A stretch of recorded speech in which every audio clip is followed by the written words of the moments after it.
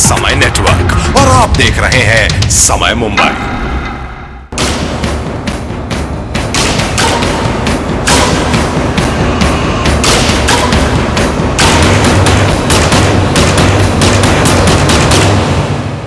नमस्कार, सारा प्रणाम। प्रशांत आंग्रे इस विशेष कार्यक्रम में आप तमाम दर्शकों का स्वागत है और बात करेंगे मीरा भाईंदर मनपा चुनाव में। लगभग सभी पार्टियों ने अपने पुराने कार्यकर्ताओं पर भरोसा करने के बजाय दूसरी पार्टियों से आए लोगों को टिकट दिया है। यही वजह है कि यहां चुनाव में सबसे बड़ा नजारा बगावत का देखने को मिल रहा है। कमोवेश हर पार्टी में बगावत हुई है और अधिकतर लोगों ने अपनी पार्टी से ठुकराए जाने के बाद अन्य पार्टी के टिकट पर चुनाव लड़ रहे हैं, जो चुनावी गणित बिगाड़ सकते हैं। मीरा भाईंदर की फिजा में चुनावी रंगत अब बढ़ने लगी है। यह महाशय निसार है, जो लगभग 14 साल तक कांग्रेस में थे, लेकिन जब चुनाव आया तो कांग्रेस ने इन्हें टिकट नहीं दिया और अब बहुजन विकास आघाड़ी के टिकट पर सीटी चुनाव चिन्ह लेकर वार्ड 33 से चुनाव में किस्मत आजमा रहे हैं और तर्क दे रहे हैं कि कांग्रेस में जनता और इनकी भी सुनवाई नहीं हो रही थी। इलाके की हालत बताते हुए कहते हैं कि पिछले कई वर्षों से यहां का विकास नहीं हुआ है। सड़क महीनों से बनने का नाम नहीं ले रही है। अब ये काम ये खुद करेंगे। लोगों को बदलाव चाहिए पहली बात, और यहाँ का रास्ते के काम है, गटर के काम है, ऐसे बहुत से काम है जो पेंडिंग रह चुके वो पूरे करने के। और कई लोगों के डिमांड से हम लोग खड़े रहिए यहाँ पर। सिर्फ निसार खतीब ही नहीं, जरा इनसे भी मिलिए। ये हैं संजय पांगे। पांगे साहब लगभग 20 साल तक बीजेपी में रहे। बीजेपी में रहकर पार्टी की कुछ नीतियों की वजह से वो वार्ड 34 का विकास नहीं कर पाए, इसलिए वो मीरा भाईंदर की जनता का विकास करने के लिए अब एनसीपी से चुनाव में उतरे हैं। इन्हें शरद पवार की नीतियां पसंद आई है। प्राथमिक जो गरज है वो हुई नहीं, स्टैंडर्ड ऑफ लिविंग बढ़ा नहीं, इसके लिए स्टैंडर्ड ऑफ लिविंग बढ़ा नहीं और सब ये 20 साल इनको सत्ता देने के बाद भी इसमें कुछ हुआ नहीं। तो मेरा ये विचार है कि यहाँ का स्टैंडर्ड ऑफ लिविंग बढ़े लोगों का, और जो इंक्रोचमेंट है वो बढ़े, इनका स्तर बढ़े यहाँ के नागरिकों का, ये मेरा विचार है। यह बुजुर्ग व्यक्ति रवि प्रकाश पांडे है, जो समाजवादी की साइकिल की सवारी कर रहे हैं और वार्ड 41 से उम्मीदवार है। वे खुद को खानदानी कांग्रेसी कह रहे हैं। लगभग 40 साल से वे कांग्रेस से जुड़े हैं, लेकिन कांग्रेस अब उनके लिए, जनता के लिए काम करने वाली पार्टी नहीं रही। यही तर्क देकर उन्होंने कांग्रेस को राम राम कह दिया है। जनता की सेवा अब वे समाजवादी में रहकर करेंगे। पिछले क्या खानदानी कांग्रेसी था, पूरा खानदान। हमारे दादाजी स्वतंत्रता संग्राम सेनानी थे, उन्होंने पेंशन तक नहीं लिया कि हमने पेंशन खाने के लिए आज़ादी की लड़ाई नहीं लड़ी। मगर आज की स्थिति कांग्रेस की ये हो गई है कि इस बार जब चुनाव में गए तो इस बार भी हम वहाँ के विधानसभा चुनाव में कांग्रेस का ही प्रचार करने गए, मगर वहां हमने देखा कि पूरी कांग्रेस कतई दिशाहीन हो गई है। बहरहाल चुनाव चाहे छोटा हो या बड़ा, टिकट देते समय हमेशा देखा गया है कि पार्टियां कई अपनों को नजरअंदाज कर देती है। मीरा भाईंदर मनपा चुनाव में भी यह इस समय जोरों पर चल रहा है। अब भले ही यह तर्क दिया जा रहा है कि ये नेता जिस पार्टी में थे उसमें उनके साथ नाइंसाफी हुई है, इसलिए बगावत उन्हें करनी पड़ी। हो सकता है इसमें सच्चाई भी हो, लेकिन कुल मिलाकर बगावत हर पार्टी में हुई है।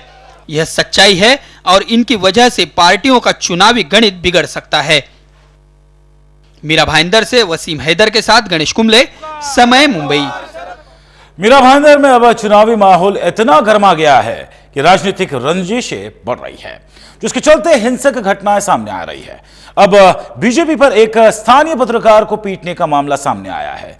भाईंदर के वीकली पेपर के पत्रकार शशि कुमार शर्मा की पिटाई का भी मामला सामने आया है और भाईंदर पुलिस ने भाजपा युवा जिलाध्यक्ष नीलेश सोनी, कीर्ति कुमार सांघवी, बाबा सिकंदर सहित 20 लोगों पर आर्म्स एक्ट के तहत मामला दर्ज किया है। मीरा भाईंदर मनपा चुनाव की सरगर्मियां अब धीरे धीरे बढ़ती जा रही है। यहां प्रमुख दलों में एनसीपी का भी समावेश है, लेकिन लगता है कि इस पार्टी में अब आम कार्यकर्ताओं के बजाय किसी व्यक्ति विशेष नेता परिवार वालों की ही टिकट दिया जा रहा है। यहाँ के एनसीपी के विधायक और पार्टी के सर्वेसर्वा गिलबर्ट मेंडोसा के परिवार के करीबन 6 लोगों को टिकट दिया गया है, जिसमें स्टीवन मेंडोसा जो खुद गिलबर्ट मेंडोसा के भाई है, जिनको वार्ड क्रमांक 21 से टिकट दिया गया है। वही उनकी बहन ग्रीटा फेरो को वार्ड क्रमांक 23 से टिकट दी गई है। वही गिलबर्ट मेंडोसा की बेटी अंसेल्ला को वार्ड क्रमांक 21 से टिकट दी गई है। तो वही दूसरी बेटी केटलिना परेरा को वार्ड क्रमांक 29 से टिकट दी गई है। तो गिलबर्ट मेंडोसा का बेटा वेंचर को 42 वार्ड से टिकट दी गई है और बची चचेरी बहन जेनवी अल्मेडा यूटास को वार्ड क्रमांक 26 से गिलबर्ट मेंडोसा ने टिकट दी है। मीरा भाईंदर मनपा चुनाव में टिकट वितरण की जिम्मेदारी यहाँ के सर्वेसर्वा गिलबर्ट मेंडोसा के पास ही है और नेताजी क्या कह रहे हैं वो आप भी सुन लीजिए। जो वार्ड में मैंने टिकट दिया वो सही वार्ड में दिया है और जिधर जो मेरे बेटी की जरूरत थी उधर मैंने दिया है। मेरा बेटी आज फर्स्ट टाइम इधर इलेक्शन में पहले, और मेरा बेटा भी मेरा वार्ड में ओबीसी वार्ड था, उधर हमारे पास कैंडिडेट नहीं था, वो हिसाब से मैंने उधर ओबीसी में उतारा। मेरी बड़ी बेटी जो है वो बड़ी बेटी पहले भी नगर से रह चुकी है और वही वार्ड से उनको टिकट दिया है। और दूसरा एक ओबीसी वार्ड था, उधर कोई कैंडिडेट नहीं था क्योंकि वो मिलन मात्र है। वो मिलन मात्र सबके साथ में झगड़ा डंडा करता है, कुछ ना कुछ ये करता है, ऑब्जेक्शन लेता है, कोई कोर्ट कचहरी करता है, उसके लिए कोई लेडी कोई खड़ा नहीं। तो मैंने मेरे बेटी को उधर से बोल दिया कि तू उधर से खड़ी रहे। वो भाई को भी खड़ा करा दिया।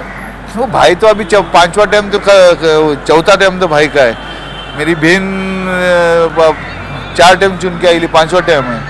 तो उनका जो वार्ड है ओरिजिनल और पब्लिक उनको जो रिक्वेस्ट करती है तभी खड़ा रहता है। खाली कुछ जबरदस्ती तो नहीं, ऐसा नहीं खाली खड़ा रहा और हारने के लिए खड़ा रहा। अच्छा मार्जिन से वो लोग चुन के आते हैं।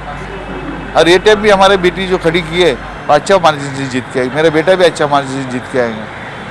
और ये तो हमारा कोई ऐसा प्रॉपर्टी नहीं है जो लोग कुछ भी बोलना दो, लेकिन हम जो कर रहे हैं हमारे बेटे लोग जो सही सोच वो कर रहे हैं। अब आप इनके तर्क से सहमत हो या न हो, लेकिन अहम सवाल यह है कि इस बार मीरा भाईंदर मनपा चुनाव में परिवारवाद हावी है। अब चुनाव में जनता क्या निर्णय लेती है, इसके लिए चुनाव परिणाम आने तक इंतजार तो करना ही पड़ेगा। मीरा भाईंदर से वसीम हैदर के साथ गणेश कुंबले, समय मुंबई। राष्ट्रवाद का नाम लेकर एनसीपी का गठन हुआ, लेकिन लगता है ये पार्टी अब राष्ट्रवाद को भूलती जा रही है। अब इसी पार्टी में परिवारवाद जो है ये हावी होता जा रहा है और ये मीरा भाईंदर मनपा चुनाव में साफ नजर आ रहा है। इस महानगर चुनाव में एक ही परिवार के 1 नहीं, 2 नहीं, 3 नहीं, पूरे 6 सदस्य चुनाव लड़ रहे हैं। मीरा भाईंदर मनपा चुनाव में आपराधिक छवि के दबंग नेताओं को टिकट देने में एनसीपी काफी आगे है। पार्टी ने आपराधिक रिकॉर्ड वाले आसिफ पटेल को वार्ड क्रमांक 46 से चुनाव मैदान में उतारा है। यही नहीं, एनसीपी के ही टिकट पर लियाकत शेख वार्ड क्रमांक 26 से किस्मत आजमा रहे हैं। वे एजुकेशन कमेटी के सभापति भी रह चुके हैं। लियाकत शेख पर मारपीट, चोरी सहित अनेक मामले दर्ज हैं। इन दोनों ही दबंग नेताओं की इलाके में काफी दहशत है। कुल मिलाकर बात की जाए तो मीरा भाईंदर के कुछ इलाकों में इनकी तूती बोलती है। इसीलिए पुलिस ने ऐसे इलाकों में चुनाव के समय अतिरिक्त फोर्स मांगने का मन बनाया है। किसी भी तरह से हम चाहते हैं कि ये जो चुनाव है मीरा भाईंदर के, तो उसमें कुछ कायदा और सुव्यवस्था के लॉ एंड ऑर्डर का कुछ प्रॉब्लम ना आए, उस हिसाब से काम होगा। और इसलिए पुलिस डिपार्टमेंट से काफ़ी फोर्स मंगाई गई है। ये जानकारी उन्होंने दी थी एडिशनल एसपी सामने, बीच में एक बैठक हुई थी हमारी, उसमें। अब चुनाव हम सब सुख और शांति से चाहते हैं, चुनाव अच्छी तरह से हो जाने चाहिए 2012 मीरा भाईंदर कॉर्पोरेशन। यह तस्वीर है कांग्रेस के टिकट पर वार्ड 30 से चुनाव लड़ रहे हाफिज बलोच की। हाफिज बलोच पर मारपीट, धोखाधड़ी, आर्म्स एक्ट जैसे अनेक मामले दर्ज हैं। कोड ऑफ कंडक्ट जो है वो अगर ठीक से नहीं हो रहा है, कुछ गलत काम हो रहे हैं, गलत चीज़ें हो रही है, तो पुलिस डिपार्टमेंट उनके ऊपर ज़रूर कार्रवाई करेगी। उस हिसाब से हमारी चर्चा भी हुई है। कमोवेश हर राजनीतिक दल में दबंग छवि या आपराधिक इतिहास रखने वाले उम्मीदवार इस बार मैदान में हैं। हालांकि चुनाव अधिकारी और पुलिस दोनों की ओर से यह दावा किया जा रहा है कि मीरा भाईंदर में मनपा के चुनाव शांतिपूर्वक हो, इस दिशा में पूरा प्रयास हो रहा है। पुलिस और चुनाव अधिकारियों की इसे लेकर कई दौर मीटिंग हो चुकी है। बहरहाल मीरा भाईंदर में मनपा चुनाव शांतिपूर्वक कराने की चुनौती पुलिस और चुनाव अधिकारियों के सामने बनी हुई है। यही कारण है कि पुलिस ने सेंसिटिव इलाकों में पुलिस की गश्त बढ़ा दी है। मीरा भाईंदर से वसीम हैदर, समय मुंबई। मीरा भाईंदर मनपा चुनाव की रौनक अब धीरे धीरे बढ़ती जा रही है। इस चुनाव में कुल 519 प्रत्याशी चुनाव लड़ रहे हैं। कुछ दबंग प्रत्याशी भी चुनाव मैदान में है, जिनके इलाके में दहशत है। चुनाव आयोग ने ऐसे प्रत्याशी को सख्त लहजे में कह दिया है कि चुनाव के दौरान किसी प्रकार की कोई गड़बड़ी हुई तो कार्रवाई की जाएगी। फिलहाल यहां पर रुकेंगे एक छोटे से ब्रेक के लिए। जल्द हाजिर होते हैं, आप देखते रहिए समय मुंबई।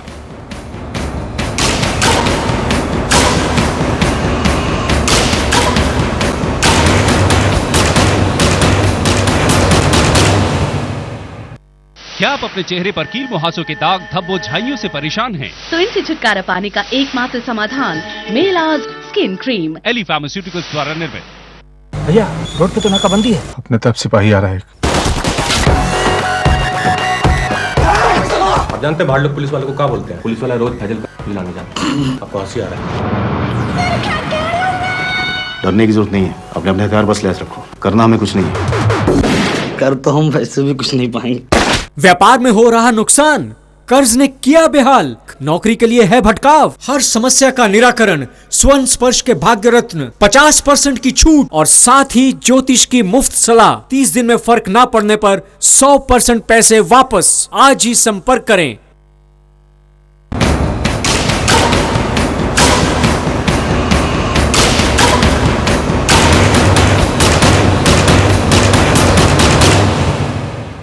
तो ब्रेक के बाद एक बार फिर आप तमाम दर्शकों का स्वागत है। बढ़ते खबरों की तरफ और बात करते हैं। मीरा भाईंदर के 2012 के चुनाव के कुछ दिन ही बचे हुए हैं, पर अब इस बार के चुनाव में जो मुद्दा सबसे ज्यादा चर्चा का विषय बना हुआ है वो महिलाओं के आरक्षण का।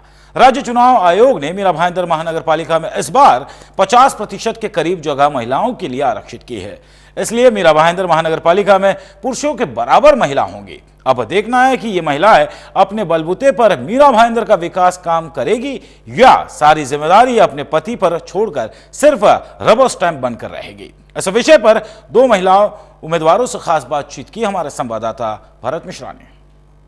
सबसे बड़ा प्रबल पक्ष महिलाओं का है, जो अभी तक इस शो में नहीं आ पाया था, लेकिन आज मैं अपने इस शो के माध्यम से इन महिलाओं की बात आपके सामने रखूंगा। मेरे साथ इस समय दो महिलाएं हैं जो कि पहली बार चुनाव लड़ रही हैं। एक तरफ भावना भोईर है, जिनका भी अपना एक राजनीतिक बैकग्राउंड है। इनके पति राजू भोईर ऑलरेडी नगर सेवक रह चुके हैं। दूसरी तरफ विजय श्री नागे, जो कि चुनाव पहली बार लड़ रही हैं, लेकिन कहीं ना कहीं इनका भी अपना एक राजनीतिक बैकग्राउंड रहा है। पिछले बार के चुनाव में इनके पति गजानन नागे ने इसी वार्ड से चुनाव लड़ा था बीजेपी के टिकट पर, और अब उनकी पत्नी इस बार कांग्रेस के टिकट पर है। सबसे पहले भावना जी, मैं आपसे जानना चाहता हूं कि अब की बार जो एक महानगर पालिका में जो एक व्यवस्था हुई है, उस व्यवस्था में महिलाओं का दबदबा रहने वाला है। जब सदन सजेगा तो 50% से शायद मेरे को लगता है ज़्यादा क्रॉस कर जाएंगे आप लोग। तो अब की बार आप पर ज़्यादा, महिलाओं पर ज़्यादा जिम्मेदारी होगी। आप जब चुन के जाएंगे तो कुछ सोचा है क्या करेंगे वार्ड में और प्लस पूरे मीरा भाईंदर के लिए? सबसे पहले तो मैं सहारा समय का वार्ड क्रमांक 41 से सबका स्वागत करती हूँ। पहले तो मैं महिलाओं के बारे में मैंने सोच के रखा हुआ है।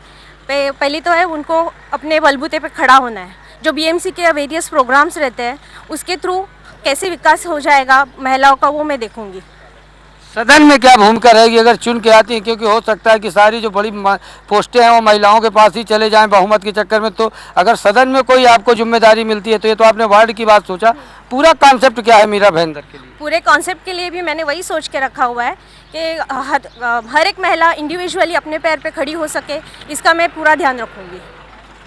हर महिला स्वावलंबी बने, ये भावना भोईर का भी कहना है, और इस तरह की तमाम योजनाएं भी चल रही हैं। लेकिन अगर मैं विजय श्री जी आपसे पूछूं कि महिलाएं खड़ी कैसे होंगी, क्योंकि महानगर पालिका के जो काम होते हैं, गटर मीटर, सड़क, पानी, इस तरह की चीज़ें होती हैं, बट आप उनको इंडिविजुअल कैसे खड़े करेंगे? कैसे आप महिलाओं को सबसे बड़ी दिक्कत होती है, क्या दिक्कतें हैं, उनकी दिक्कतों को किस तरह दूर करेंगे आप? देखिए, सबसे पहले तो मैं आपको ये बताना चाहूँगी कि जो भी वार्ड में तकलीफ़ें होती हैं वो पुरुष या महिला इन लोगों में बंटवारा नहीं होता है।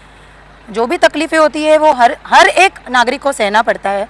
और जिस तरीके से मेरे सहयोगी बात कर रहे हैं कि सभा में जाके क्या करेंगे, मुझे एक ही प्रश्न उनसे पूछना है कि उनके हस्बैंड जो नगर सेवक रह चुके हैं यहाँ से 5 सालों में, हर महीने में जो महासभा होती है, उस महासभा में इन्होंने अपने वार्ड के लिए कितने प्रश्न उपस्थित किए हैं, इसका मैं जवाब लेना चाहूँगी उनसे। नाम ही है विजय श्री। अब विजय श्री किसको मिलेगी ये तो पता नहीं है, तो इस समय मैं नहीं बता सकता हूँ। लेकिन एक सवाल जरूर है कि राजनीति में आप पहली बार आ रही हैं, लेकिन आपके पति के कामों का हिसाब आपसे मांगा जा रहा है। वही आपकी विजय श्री नागे, आपके पति आपका काम का हिसाब नहीं मांग रही, वो आपके पति का हिसाब मांग रही। क्या सवाल किया उन्होंने, सुना होगा? हाँ, मैंने सुना उन्होंने क्या सवाल किया। उनके बहुत सारे डेवलपमेंट प्रोग्राम चल रहे हैं, वो अभी तक तो जो किया हुआ है वो आपके सबके सामने है, मुझे बताने की तो ज़रूरत है नहीं। अभी जो प्रोग्राम्स अभी जो बाकी है वो अभी आने 5 साल में तो 100% कोई नहीं दे सकता। जो काम उन्होंने किए है वो अभी तक आपके सामने है, आगे के समय में भी हम लोग करेंगे। भारत को पुरुष प्रधान देश कहा जाता है, और जब हमने महिलाओं के लिए एक चौपाल सजाया तो उसमें भी पुरुष हावी हो गए। कहीं ना कहीं इनके पति के काम जो है इनसे पूछे जा रहे हैं। मैडम, एक सवाल मैं आपसे कर रहा हूँ कि टोटल महिलाएं जो होती हैं, चाहे पानी की बात हो, सुबह उनको करना पड़ता है, चाहे बच्चों को स्कूल छोड़ने जाना हो तो सड़कें खराब होती हैं, क्योंकि पति तो काम के लिए चला जाता है।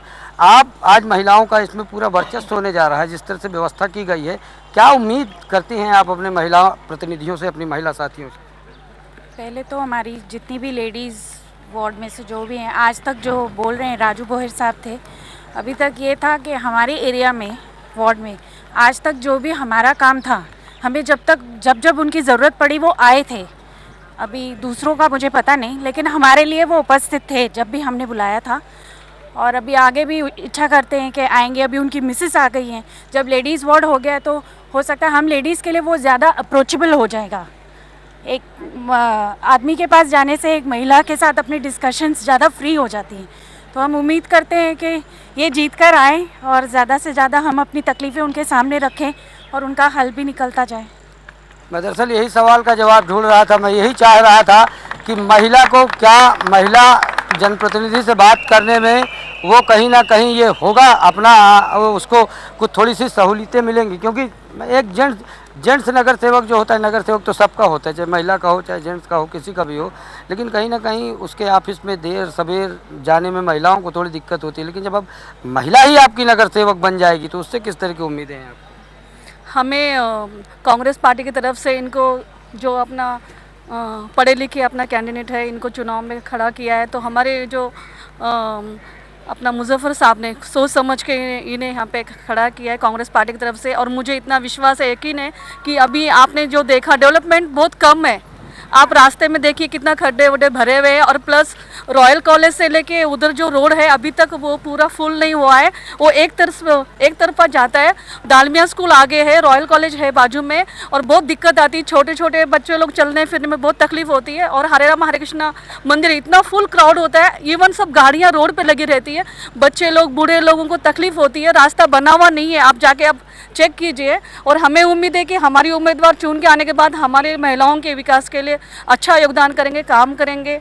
और हमारे जो पार्टी ने जो सोच समझ के, पार्टी की तो खैर बात मैंने समझ लिया। पार्टी जब किसी भी प्रत्याशी को जब टिकट देती है तो पहले बाकायदा इंटरव्यू करती है, और इंटरव्यू करने के बाद ही ये तय हो पाता है कि इस तरह की चीज़ें हैं। मैडम, एक बात तो ये, जैसा सवाल उठाया इन्होंने, मैं इनके सवाल से कहीं ना कहीं सहमत हूँ। मैं ये भी कह रहा हूँ कि नया डेवलपमेंट जब होता है तो कोई भी काम शुरू करने के लिए वक्त लगता है। कुछ काम अधूरे भी हो सकते हैं, कुछ काम प्रोसीजर में भी हो सकते हैं, लेकिन जो बात उठा रही हैं उन बातों में तो सच्चाई है कहीं ना कहीं कि कई जगह की सड़कें अभी भी अधूरी पड़ी हैं, अभी भी टूटी फूटी हैं। उनके लिए क्या सोचा है आपने? अधूरी पड़ी हुई है, जैसे कि आप देख रहे हो बिल्डिंग की सारी जगह से काम चालू है। बिल्डिंग्स का उसकी वजह से सारे रास्ते वापस उखाड़ लिए जाते हैं, तो उसमें अभी हम लोग को क्या कर सकते हैं? वो तो होगा ही ना, वो तो चालू ही रहेगा। तो अगर सड़कें कहीं कहीं पे खुली है तो उसमें हम लोग कर रहे हैं ना, उसका प्रोसीजर भी हो रहा है आगे। ऐसे नहीं कि कुछ नहीं हो रहा है। 10 साल की बात नहीं कर रही मैं, आगे के मैं आने वाले 5 साल जो हुआ है उसके बारे में बोल रही हूँ। अतीत पीछा नहीं छोड़ता। क्या कह रही हैं आप 10 साल की विषय की बात? जी, क्या कहेंगी आप? जैसा कह रहे हैं कि सहमत हैं कि कुछ काम चल रहे हैं, कुछ काम अधूरे हैं जिनको पूरा होने में वक्त लगेगा। क्या लगता है आपको कि उनको ठीक से फॉलो कर रहा है था आपका नगर सेवक, उन्होंने उनको ठीक से फॉलो किया है? और क्या वो काम आज इस मोड़ पे आ चुके हैं कि वास्तव में वो डिले लापरवाही से नहीं हुए बल्कि अपने काम की वजह से? नहीं, मैं इस बात से सहमत नहीं हूँ, क्योंकि अगर आप देखें तो जो जिनके साथ मुझे यहाँ पे उम्मीदवारी दी गई है, अनिल सावंत जी, उनके वार्ड में आप जाके देखिए 5 सालों में जिस तेज़ी से विकास हुआ है उसका 1% भी यहाँ पे नहीं हुआ है। मीरा धाम जो गए 25-30 सालों से उसी कंडीशन में देखा गया है। उनको गटर का पानी पीना पड़ता है, ये वहीं के लोगों का कहना है कि हम गटर का पानी पीते हैं। तो जो हमारे नगर सेवक के घर से लगा हुआ हिस्सा है वहीं पे अगर विकास नहीं हुआ है तो आगे क्या होगा ये आपको पता है। अगर आम आदमी गटर का पानी पीता है तो आप बोल रहे हैं कि गटर का पानी पीने के लिए आम आदमी मजबूर है और वो भी नगर सेवक के बाजू में। तो अगर आम आदमी के घर में गटर का पानी आता है और घर जुड़ा है नगर सेवक का, तो कहीं ना कहीं नगर सेवक के घर में भी गटर का पानी आएगा। आप भी गटर का पानी पीते या फिर बाहर से बिस्लरी मंगाते? क्योंकि आपके पति हैं उन्होंने जो नामांकन भरा है और उसमें जो अपनी संपत्ति का ब्यौरा दिया है वो करोड़पति कैंडिडेट हैं। तो हो सकता है आप बिस्लरी का पानी पीते हो इसलिए आपको गटर का पानी आ रहा है, पता नहीं चलता। हम भी बीएमसी का ही पानी पीते हैं। हम लोग गटर, अब आप बोल रहे हो जैसे बिस्लरी का पानी, वैसा कुछ नहीं है हमारे पास। आप बोल रहे हो कि हम बहुत ज्यादा अमीर है। मैं नहीं बोल रहा हूँ, आपने डिक्लेयर किया है एक राजू भोई करोड़पति उम्मीदवार है। हम लोग, हमारे फोरफादर यहीं से है तो वो तो बात है ही ना कि हम होंगे ही। ऐसा नहीं बोल रही हूँ मैं कि हम लोग ने कमा के कुछ किया हुआ है, ऐसा नहीं है। हमारे फोरफादर से लेके वो सब चला आ रहा है। और ये जो बात कर रही है कि सेक्टर 5 में जो अभी नगर सेवक जो है अनिल सावंत, उनका एरिया पहले से डेवलप है। बिल्डर लोगों ने उनको डेवलप करके दिया हुआ है।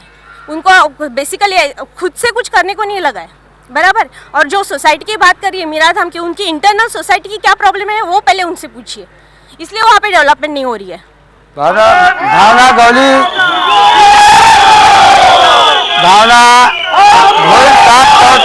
साफ तौर पर कह रही है कि उनके पति करोड़पति हैं, ये मानते हैं। हालांकि राजू भोई ने जब अपना फार्म डिक्लेयर किया तो उसमें करोड़पति हैं, लेकिन वो ये भी कह रही हैं कि उनके यहाँ पे ये चार पीढ़ियों की इकट्ठा की हुई संपत्ति है। मैं भी जानता हूँ कि राजू भोई और इनकी सास वो भी नगर सेविका थी, इनके पति भी हैं। आप ये साफ तौर पर ये कह रहे हैं कि अनिल सावंत का वार्ड ऑलरेडी बिल्डरों ने डेवलप कर दिया।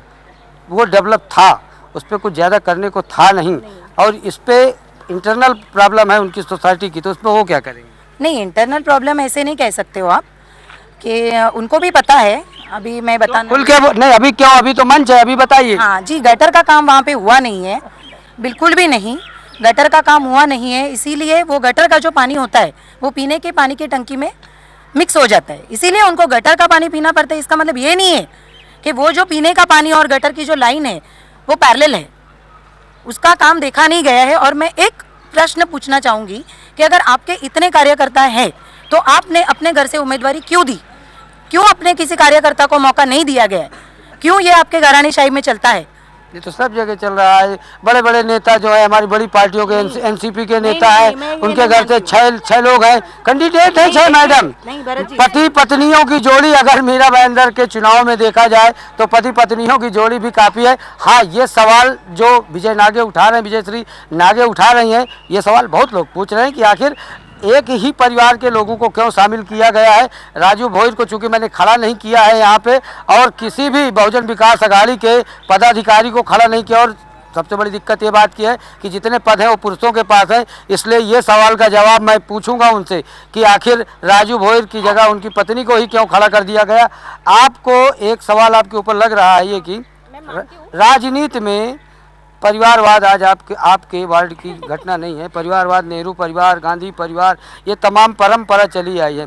लेकिन मेरा सवाल ये है कि आपकी क्या सोच के साथ आगे आ रही हैं, या कहीं ऐसी स्थिति तो आपके सामने नहीं आएगी कि आप चुनाव जीतेंगी, उसके बाद घर में बैठेंगी और आपके पति अपना भी नगर सेवक का पद अगर वो जीतते हैं तो चलाएंगे और साथ में आपका भी चले। कहीं ऐसा तो आपके अधिकार और आपके कामों को पति तो नहीं छीन लेंगे? नहीं, ऐसी कोई बात नहीं है। ऑन पब्लिक डिमांड मेरे पति लास्ट टाइम चुन के आए थे, उन्होंने, पब्लिक ने उनको खड़ा किया था, और इस बार भी वैसे ही हुआ है।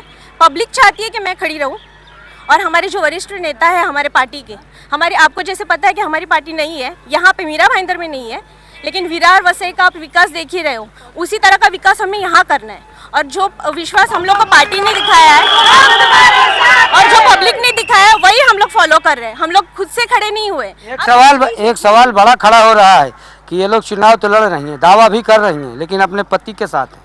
अगर कहीं इनके पति भी जीत गए या हार गए, ये जीत गई, तो एक सवाल बड़ा खड़ा होता है कि फिर पत्नियां रसोई संभालने लगती हैं और पति फिर सारे काम संभालने लगते हैं। ऐसा तो नहीं होगा। उनके ऊपर आया है तो वो तो संभालेंगी ना। और ये लोग है ना, हमेशा मैं 30 साल से देख रही हूँ कि जब इनके पिताजी थे राजू बोहर के सरपंच थे, जब उस समय पे ना इन लोगों ने हमारी सोसाइटी के लोगों के पास ये लोग आए थे गटर बनाने के लिए, तो हमारे वहाँ की 2-4 औरतें आदमी थे, उन लोगों ने बनाने नहीं दिया और अभी भी यही चल रहा है। सिर्फ राजनीति में जो एक भ्रम है लोगों के अंदर कि महिलाएं जब चुनाव तो जीत जाते हैं लेकिन उनके पति उनकी जगह सत्ता में बैठते हैं, आप लोग उस भ्रम को भी तोड़िए और एक बार 50% से ज़्यादा आप लोग महानगर पालिका में जाती हैं, विभिन्न पदों पे आप शोभायमान होंगी। और मीरा भाईंदर की पूरी जनता को महिलाओं के इस पूरे के पूरे कौशल पे विश्वास है। बहरहाल आप सबका, जितने भी लोग हमारे इस शो में आए, मैं आप सबका एक बार धन्यवाद अदा करूंगा और यही उम्मीद के साथ इस शो को यहाँ बंद करूंगा कि अब की बार महिलाओं की साथ पुरुषों की दादागिरी अब की बार मीरा भाईंदर में बिल्कुल नहीं चलेगी, क्योंकि अब की बार महिलाएं 50% से ज़्यादा महानगर पालिका में पहुँचने वाली हैं। समय मुंबई के लिए कैमरामैन संतोष सिंह और प्रतीक ठाकुर के साथ भरत मिश्रा। ही मुझे दे इजाजत, सारा प्रणाम।